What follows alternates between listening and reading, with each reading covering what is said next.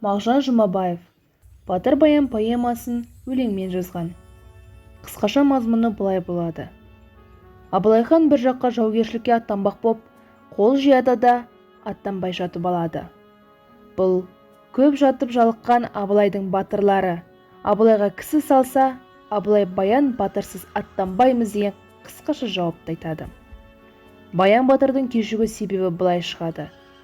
Ол бір жорықта қалмақтан бір жас сұлу қыз алып қайтады.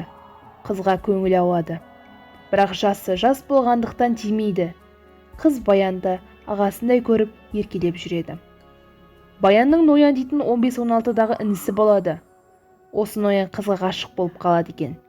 Бір күні бір сайда қыз бен Ноян кез кеп, Ноян қызға сырын айтқаннан кейін қыз: "Мен саған тиейін, бірақ мені Баян әкетерде шешем, ел бетін бір көрмей ерге шықпа деп еді.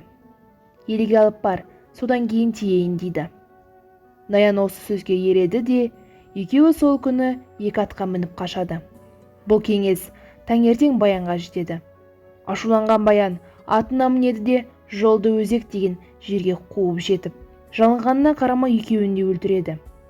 Екі жасты өлтіріп болған соң өз ісіне өкініп, біраз жылайды да екеуін көміп, тартып отырып Абылайға барады. Кешіккен себебі осы боп шығады. Баян келе Абылай қолын аттандырады. Бұғыбай бастаған қалың қол шөлді өрлеп отырып Балқаш көліне келеді. Осы орада жиналып жатқан қалмақты ұшыратады. Абылайды қапылыста шабамын деген қалмақ күтпеген жерден мынаны көргенсін Абылай: "Айыбын берейін, татуласайық" деп кісі салады. Абылай бұл сөзді қабыл алғанда Баян татуласуға қарсы болады.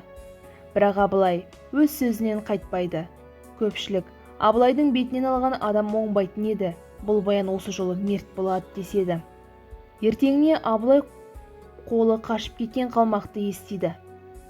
Абылай санын соғады да кейін қайтуға ұйғарады. Өзге қол қайтқанмен Баян жүз батырды жанына ертіп қалмақты қуады да Іле өзенінің Қытай жақ басында қуып жетіп соғысады. Сол арада батырлары да өздері де өледі.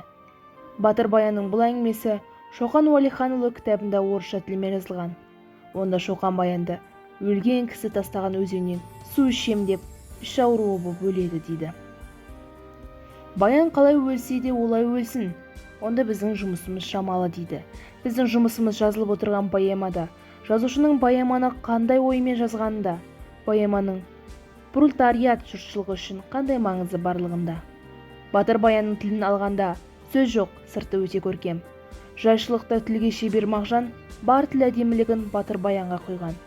Тіл әдемілігінің үстіне ақын осы оқиғаны шын ынтасымен жазғандықтан жан сезімінің көріністері поэмада айтып отырған ішкі құрылысын былай деп қоя тұрып, сыртын, тақырыптың өркендеу желісін алғанда поэма сөз жоқ қазақ әдебиетінен ірі орын алады.